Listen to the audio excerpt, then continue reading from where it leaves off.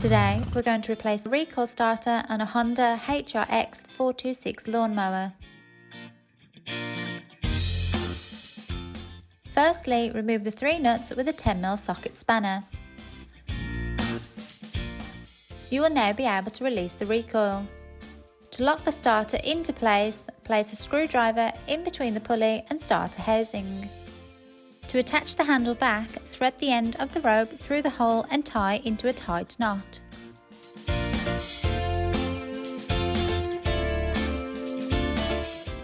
Test the recoil to make sure that it has the correct tension. Now you can return this back onto the mower.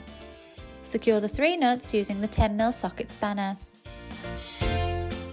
That's how you replace the recoil starter on a Honda HRX 426 lawnmower. All the parts and tools needed for this task are listed in the description below. Please like, share and subscribe if you found this video helpful.